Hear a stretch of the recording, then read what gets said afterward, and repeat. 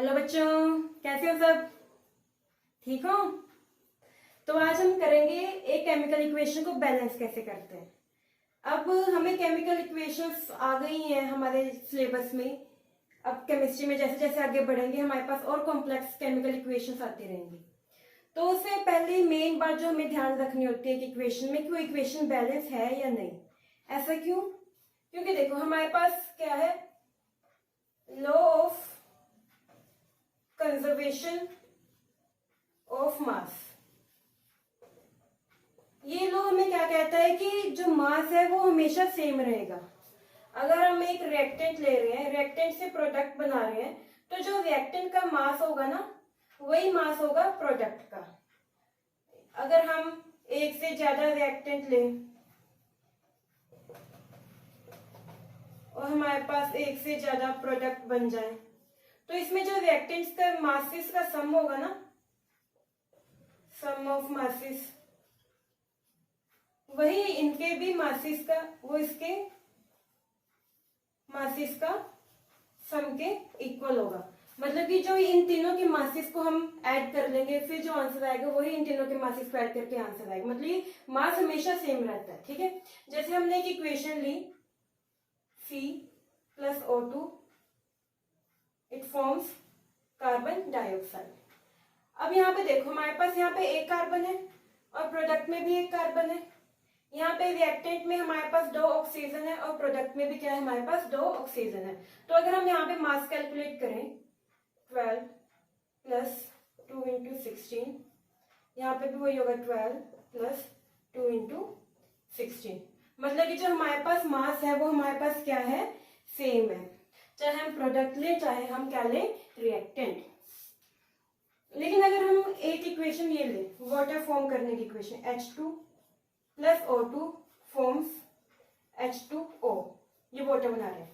अब यहाँ पे इनके मासेस देखते हैं, तो यहाँ पे 2 इंटू 1 हाइड्रोजन का मास और 2 हाइड्रोजन है, प्लस 2 इंटू 16, यहाँ पे मास ये है। ठीक है, अगर हम यहाँ पे मास देखें तो यहाँ पे हमारे पास 2 इंटू 1 प्लस 16, यहाँ पे सिर्फ हमारे पास एक 16 है, यहाँ पे हमारे पास 2 ऑक्सीजन के कारण 2 इंटू 16 था। तो ये मासेस क्या है, ये सेम नहीं है। लेकिन law of conservation of mass क्या कहता है कि मास हमेशा सेम रहेगा। तो इसलिए हमें क्या होती है, इसलिए हमें जरूरत होती है कि हम अपनी इक्वेशन को बैलेंस करें। बैलेंस कैसे करेंगे, देखो जैसे यहाँ पे 2 हाइड्रोजन है, यहाँ पे 2 ऑक्सीजन है, यहाँ पे 2 हाइड्रोजन है, लेकिन यहाँ पे क्या है, एक ऑक्सीजन है, यहाँ पे एक ऑक्सीजन है। तो इससे 2 बनाने के लिए हम क्या करेंगे, इसके आगे 2 ऐड कर देंगे। 2 ऐड कर दिया, मतलब कि यहाँ पे अगर यहाँ पे कुछ नहीं है ना, इसका मतलब यहाँ पे 1 होता है। अगर यहाँ पे कुछ नहीं तो इसका मतलब यहाँ पे 1 होता है। ठीक है, अगर हमें 2 ऐड कर लिया तो हमारे पास क्या हो गया, 2 ऑक्सीजन हो गए अब। ठीक है, तो अब दोबारा देखते हैं, 2 हाइड्रोजन 2 ऑक्सीजन, यहाँ पे 2 ऑक्सीजन हो गए, 2 हाइड्रोजन। लेकिन अब जो यहाँ पे हाइड्रोजन है वो कितने हो गए, 2 इंटू 2 4, हाइड्रोजन यहाँ पे 4 हो गए हैं, लेकिन यहाँ पे 2 है। तो अब यहाँ पे हम क्या करें कि यहाँ पे भी 4 हो जाए, यहाँ पे 4 थे तो यहाँ पे भी 4 करने, तो हम क्या करेंगे, यहाँ पे आगे 2 ऐड कर देंगे। आगे हम 2 ऐड कर देंगे, तो यहाँ पे क्या हुआ, 2 इंटू 2 4, 2 इंटू 2 4, 4 हाइड्रोजन 4 हाइड्रोजन, यहाँ पे 2 ऑक्सीजन और यहाँ पे भी कितने ऑक्सीजन, 2 ऑक्सीजन। तो ऐसे हम करते हैं अपनी केमिकल इक्वेशन को बैलेंस। अब जो हमने ये बैलेंस किया है ये था एक हिट एंड ट्रायल मेथड। जैसे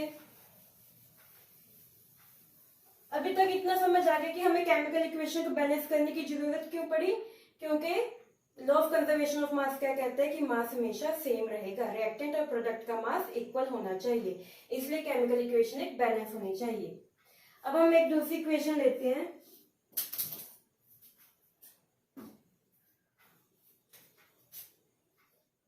Fe प्लस H2O, आयरन और H2O मिलके क्या बनाते हैं, Fe3O4 प्लस H2। अब यहाँ पे देखो हमारे पास, यहाँ पे लिख लेते हैं हम, हमारे पास आयरन कितने हैं, हाइड्रोजन कितने और ऑक्सीजन कितने, किस किस में, रिएक्टेंट और प्रोडक्ट में। तो हमारे पास रिएक्टेंट में देखो आयरन रिएक्टेंट में कितना है, 1, प्रोडक्ट में आयरन कितने हैं 3, हाइड्रोजन कितने हैं रिएक्टेंट में 2, प्रोडक्ट में कितने हैं 2, ऑक्सीजन कितने हैं 1 और प्रोडक्ट में ऑक्सीजन कितने हैं 4।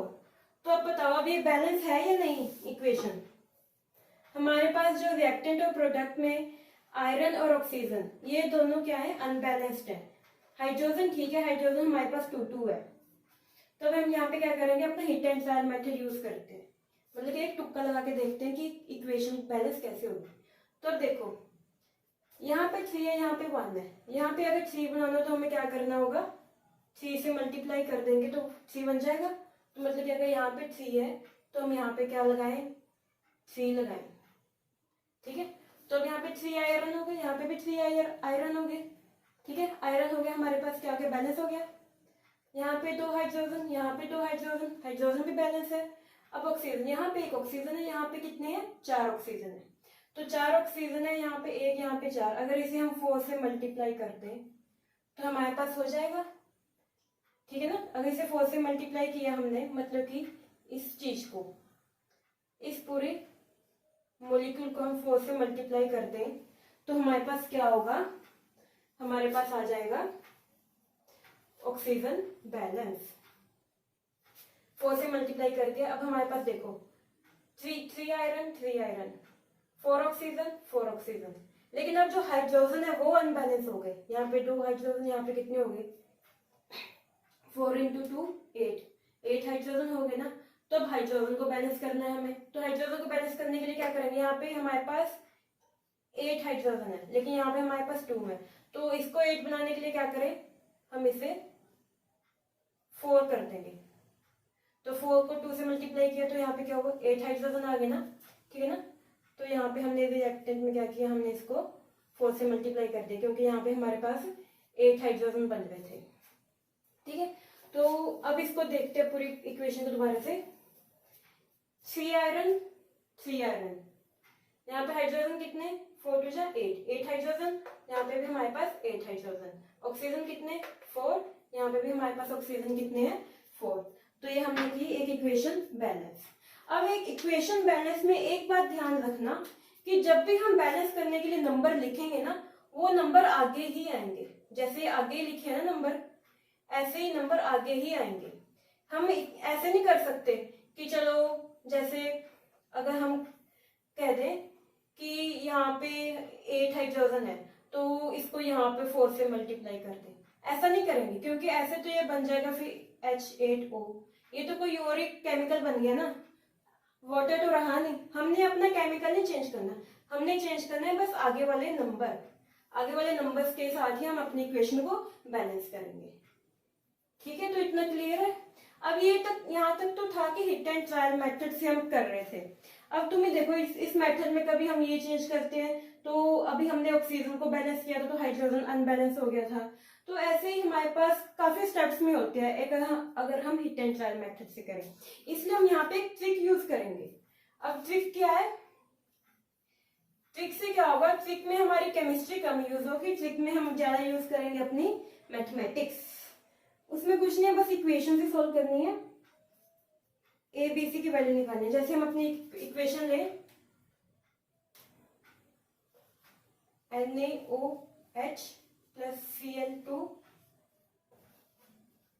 it form NaCl plus NaClO3 plus H2O, ये क्लोरीन है NaCl।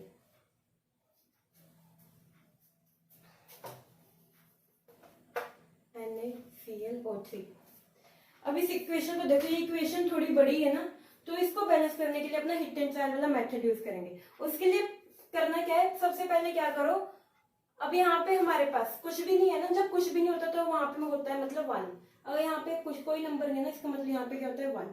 तो हमने क्या करना है, हमने ABC लिख लेना है यहाँ सब में। यहाँ पे लिख लिया A, यहाँ पे लिख लिया B, C, D और E, इन सब के आगे, ठीक है ना, जो भी मॉलिक्यूल्स है उनके आगे हमने क्या लिख लिया A B C D E। अब देखो हमारे पास क्या क्या है, हमारे पास है सोडियम, ऑक्सीजन, हाइड्रोजन और क्लोरीन। यही एलिमेंट है सोडियम, ऑक्सीजन, हाइड्रोजन और क्लोरीन। तो अब इसमें देखो हमारे पास जो रिएक्टेंट वाली साइड है, यहाँ पे हमारे पास कितने सोडियम है, ए, और जो प्रोडक्ट वाली साइड है यहाँ पे हमारे पास कितने सोडियम है, सी प्लस डी, एक सी और प्लस डी, ये सोडियम है। ऑक्सीजन की बात करते हैं, यहाँ पे कितने ऑक्सीजन है, ए,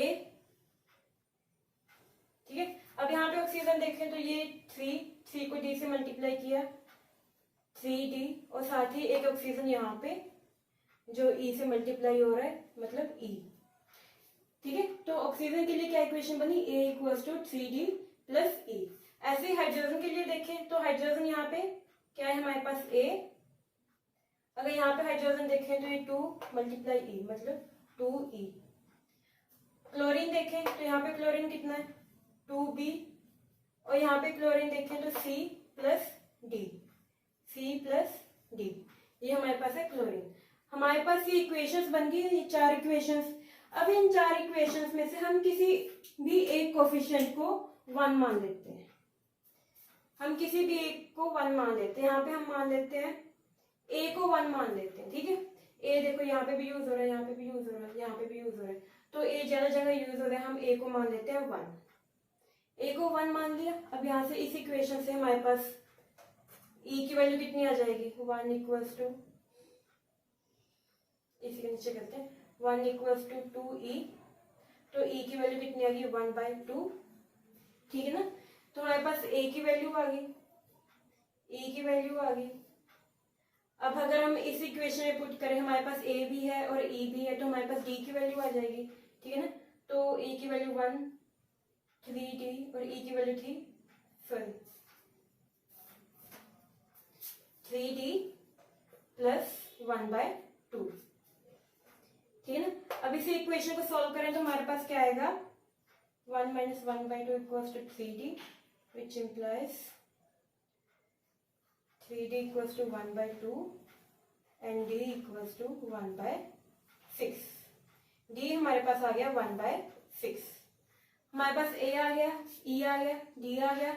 अब यहाँ से हम निकाल लेंगे अपना C। A और D हमारे पास है, अगर हम C निकालें इस इक्वेशन से, इस इक्वेशन से A की वैल्यू थी 1, C की वैल्यू निकालनी है, और D की वैल्यू है 1/6। तो यहाँ से C की वैल्यू निकालें तो हमारे पास आ जाएगी 5/6, ठीक है। तो C की वैल्यू कितनी है, 5/6।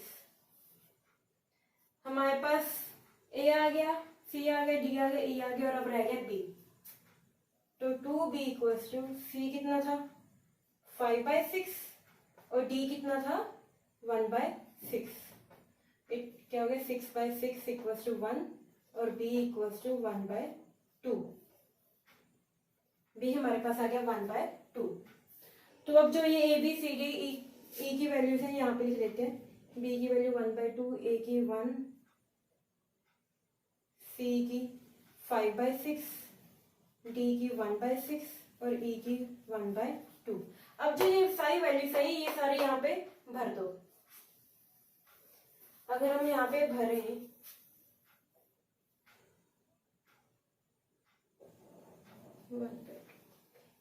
अगर हम ये सारी वैल्यूज यहाँ पे भरें तो हमारे पास A कितना था 1, मतलब कि 1 था, मतलब कुछ लिखने की जरूरत नहीं। अगर 1 लिख भी ले या ना भी लिखे तो सेम ही बात रहती है, कुछ नहीं होता तो हम उसे 1 ही मानते हैं, ठीक है ना।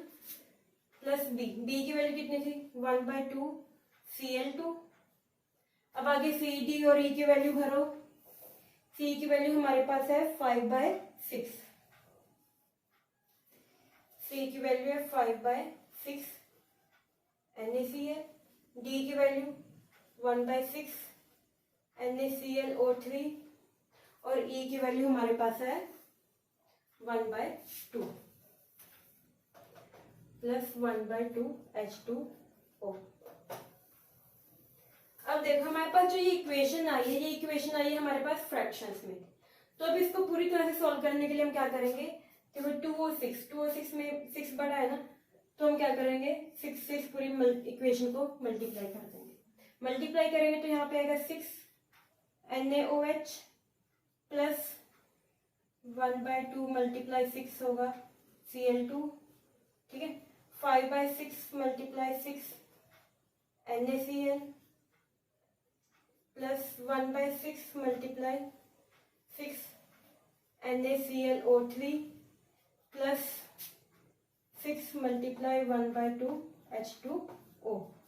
इसे अगर सॉल्व करें further, NaOH plus 3Cl2 form 5 NaCl plus 1 NaClO3 plus 3 H2O।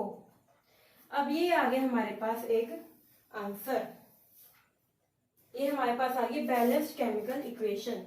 जो हमारे पास ये इक्वेशन अनबैलेंस्ड थी, इसको हमने क्या कर लिया, बैलेंस। अब इसको वेरीफाई करने के लिए क्या करो, तुम काउंट्स कर लो कितने हैं, बराबर है। अब देखो जैसे रिएक्टेंट में हमारे पास कितने हैं, 6 सोडियम है, 6 Na है। अगर हम प्रोडक्ट में देखें तो एक जगह 5 है और एक जगह 1 है, मतलब कि 5 + 1 6।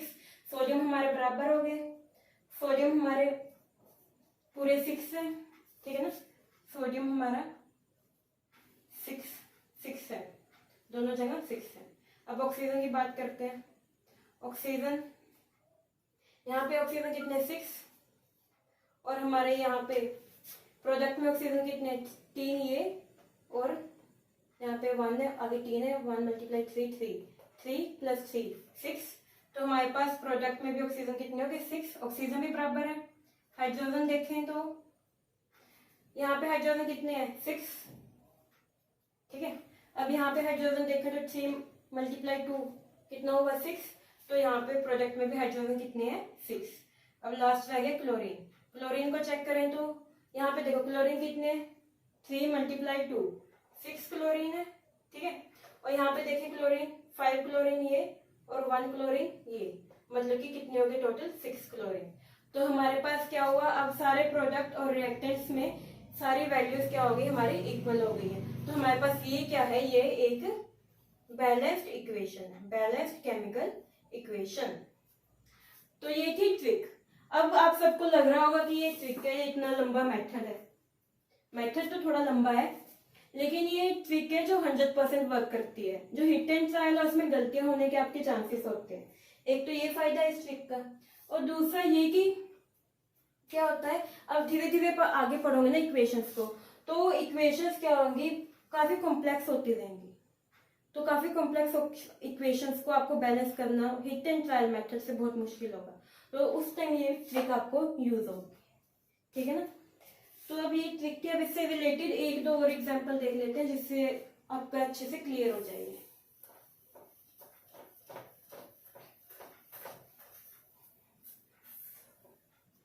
हम अपना अगर नेक्स्ट एग्जांपल देखें तो नेक्स्ट एग्जांपल क्या है हमारे पास, Ca3P2 + H2O, it forms CaOH whole twice calcium hydroxide plus PH3।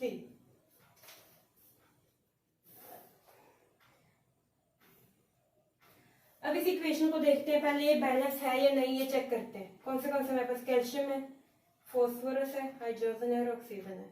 यहाँ पे रिएक्टेंट, यहाँ पे प्रोडक्ट।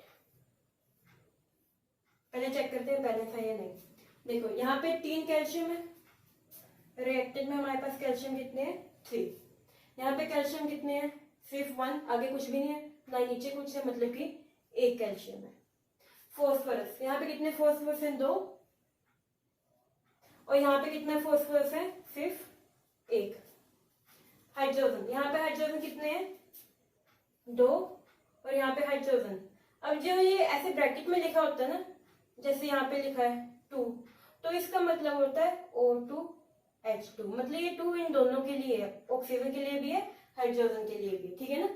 तो अब यहाँ पे ये 2 लिखा है, तो हाइड्रोजन यहाँ पे प्रोडक्ट में भी कितने हो गए, हाइड्रोजन हमारे पास 2 प्लस और 3 हाइड्रोजन यहाँ पे, ठीक है ना। ऑक्सीजन, ऑक्सीजन यहाँ पे 1 ऑक्सीजन है, और यहाँ पे हमारे पास कितने ऑक्सीजन है, 2, ये हो गया 5। अब बताओ ये आपको लगती है बैलेंस, तो हम क्या करेंगे, अपना वही अपना यूज करेंगे ABCD वाला मेथड। तो शुरू कर दो लगाने। करना क्या है हमने, यहाँ पे ए लगा दिया, बी सी डी। अब देखें, पूरा सोल्व करना शुरू करते हैं इस क्वेश्चन को। कैल्शियम, एक हमारे पास कैल्शियम है, एक है फॉस्फोरस, एक हाइड्रोजन और एक है ऑक्सीजन। ये 4 एलिमेंट्स हैं। इन 4 एलिमेंट्स से हम क्या करेंगे, अब अपनी इक्वेशन को बैलेंस करेंगे। अब देखो यहाँ पे कैल्शियम कितने, 3 मल्टीप्लाई ए, 3a। और कहीं कैल्शियम है नहीं। अब प्रोडक्ट में कैल्शियम, प्रोडक्ट में कैल्शियम कितना है, यहाँ पे 1 है, 1 मल्टीप्लाई सी। एक इक्वेशन ये बन गई हमारे पास, ठीक है, सेकंड इक्वेशन के लिए। यहाँ पे फॉस्फोरस कितने, 2, आगे क्या लगा हुआ है ए, तो 2 मल्टीप्लाई ए 2a। और कहीं फॉस्फोरस नहीं है। अब चलते हैं प्रोडक्ट पे। इक्वल टू के बाहर इधर लिखते हैं ना जो हम, वो हमेशा प्रोडक्ट का होता है। इक्वल टू के इधर वो रिएक्टेंट के होते हैं, ठीक है ना। अब इक्वल टू के इधर लिखा है तो प्रोडक्ट का होगा। प्रोडक्ट में फॉस्फोरस कितने हैं, सिर्फ डी, और कहीं फॉस्फोरस नहीं है, ठीक है। हाइड्रोजन का देखते हैं, हाइड्रोजन कितने हैं यहाँ पे 2, और बी से मल्टीप्लाई हुए 2b, ठीक है ना। ये इक्वल्स टू किसके होंगे। अब प्रोडक्ट में हाइड्रोजन देखते हैं, यहाँ पे कितने हैं H2, मतलब 2 हाइड्रोजन है, और आगे क्या है C, मतलब कि 2C प्लस यहाँ पे हाइड्रोजन कितने 3, और आगे क्या है D, मतलब 3D। ये हमारी बन गई तीसरी इक्वेशन। फोर्थ इक्वेशन के लिए देखते हैं ऑक्सीजन को। यहाँ पे ऑक्सीजन देखो, यहाँ पे ऑक्सीजन क्या है 1, और आगे क्या लगा हुआ है B, मतलब कि ऑक्सीजन हमारे पास कितना है सिर्फ B। यहाँ पे ऑक्सीजन देखो, अब ये 2 ऑक्सीजन पे भी जाएगा, और आगे क्या लगा है C, मतलब कि 2 मल्टीप्लाई C क्या हो गया 2C, और यहाँ पे कोई ऑक्सीजन नहीं है। तो ये हमारी बन गई 4 इक्वेशंस। अब हमने क्या करना है, इन 4 इक्वेशन में से A B C D E की वैल्यू निकालनी है, फिर वो वैल्यू हमने आगे अपने इक्वेशन में पुट कर देनी है, और हमारे पास क्या आ जाएगी, एक बैलेंस्ड केमिकल इक्वेशन। तो निकालते हैं। इसमें से सबसे पहले क्या करेंगे, हम किसी भी एक को हम क्या मान लेंगे 1, किसी भी एक को 1 मान लो। जैसे इसमें हम मान लेते हैं A को 1 मान लेते हैं, या फिर चलो A को या फिर B को 1 मान लेते हैं। यहाँ पे भी C है, यहाँ पे भी C है, यहाँ पे भी C है, C 3 जगह यूज हुआ है, तो हम C को 1 मान लेते हैं। चलो किसी को भी 1 मान लो, बस फर्क इतना होता है कि हम थोड़ा जैसे जैसे आप प्रैक्टिस करते रहोगे ना इक्वेशंस की, आपको पता चल जाएगा कि आपको 1 किसे मानना चाहिए। क्योंकि अगर यहाँ पे अगर आप A को 1 मानते हो तो C क्या आ जाएगा 1/3 आ जाएगा ना, तो 1/3 के आगे 1/3 के साथ कैलकुलेशंस करनी होगी। इसलिए कुछ ऐसा नंबर मांगो कि फ्रैक्शन इतनी जल्दी ना आए आपकी कैलकुलेशन में, ठीक है ना। तो यहाँ पे हमने माना C को 1 मान लिया, तो हमारे पास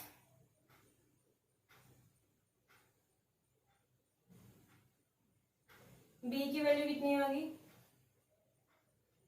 यहाँ पे भी फ्रैक्शन आ ही रहा है, चलो लेके चलते हैं।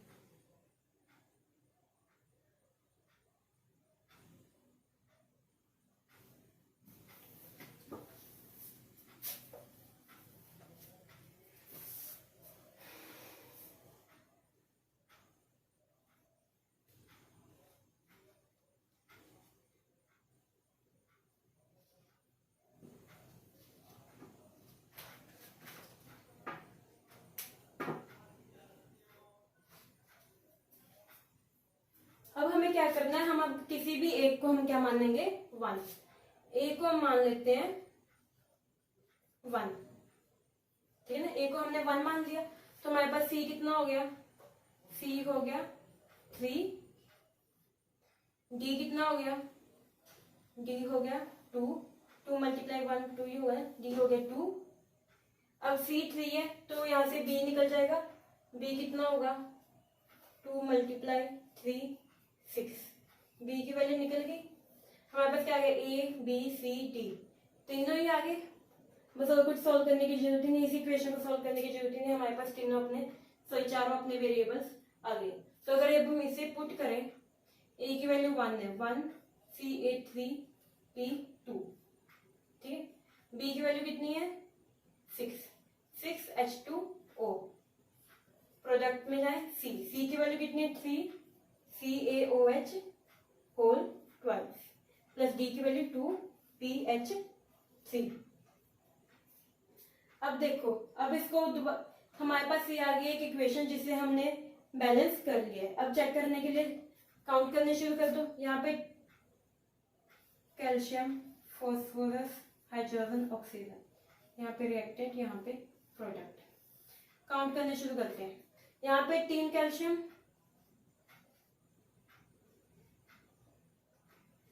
यहाँ पे हमारे पास 3 कैल्शियम है और हमारे पास प्रोडक्ट में भी क्या है 3 कैल्शियम है, ठीक है ना। फॉस्फोरस देखते हैं। यहाँ पे 2 फॉस्फोरस है, आगे तो 1 ही है ना, तो 2 × 1 1 ही रहेगा। और यहाँ पे फॉस्फोरस कितने हैं 2। हाइड्रोजन देखें तो यहाँ पे 6 2 12 हाइड्रोजन है। और यहाँ पे देखें तो 2 इसका और आगे 3 से मल्टीप्लाई हो रहा है। 3 2 मतलब 6 प्लस 3 2 6, इस पे भी 12 हाइड्रोजन है। ऑक्सीजन देखें तो यहाँ पे कितनी ऑक्सीजन है 6। यहाँ पे देखें तो ये 2 अंदर आएगा ना, 2 इसका और 2 आगे मल्टीप्लाई हुआ 3 से, 3 2 कितने हो गए 6। तो हमारे पास क्या है, सारे नंबर इक्वल हैं, जितने रिएक्टेंट में उतने ही प्रोडक्ट में। तो हमारे पास ये क्या है, ये एक बैलेंस्ड केमिकल इक्वेशन है, ठीक है ना। अगर आप इसी को हिट एंड ट्रायल से कोशिश करो तो आपको टाइम लगेगा और आपकी गलतियों के भी चांसेस रहते हैं। लेकिन अगर आप इक्वेशन से सोल्व करो तो गलती के चांस बहुत कम होते ही नहीं, बस वो आपकी कैलकुलेशन में मिस्टेक होगी, अदरवाइज कोई मिस्टेक नहीं होगी।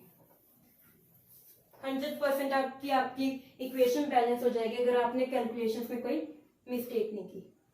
तो लास्ट बस एक और एग्जांपल लेके चलते हैं। ये थोड़ा अलग सा है, थोड़ा डिफिकल्ट है।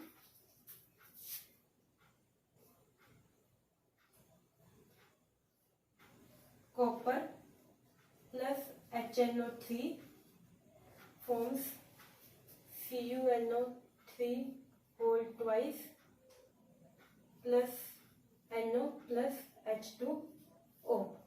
पहले तो देखते हैं ये इक्वेशन बैलेंस है या नहीं है। देखो, एक कॉपर है, यहाँ पे भी एक कॉपर है, चलो कॉपर तो ठीक है हमारा। हाइड्रोजन, एक हाइड्रोजन है, यहाँ पे 2 हाइड्रोजन आ गए, मतलब कि बैलेंस नहीं है। अब तो ये पूरी इक्वेशन बैलेंस करनी पड़ेगी। चलो फिर आगे देख लेते। फिर भी यहाँ पे एक नाइट्रोजन है, यहाँ पे भी नाइट्रोजन 2 + 1 3, यहाँ पे 3 नाइट्रोजन आ गए। ऑक्सीजन कितने 3, यहाँ पे 3 2 6 7 8 ऑक्सीजन है यहाँ पे। मतलब कि पूरी तरह से अनबैलेंस चाहिए इक्वेशन, तो इसको पूरी तरह से बैलेंस करना पड़ेगा। तो वही अपना मेथड ABCDE करो। क्या करेंगे, ABCD और E, इन 5 को ही हमने अपना नाम लिख दिया ABCDE, ठीक है ना। अब शुरू करते हैं।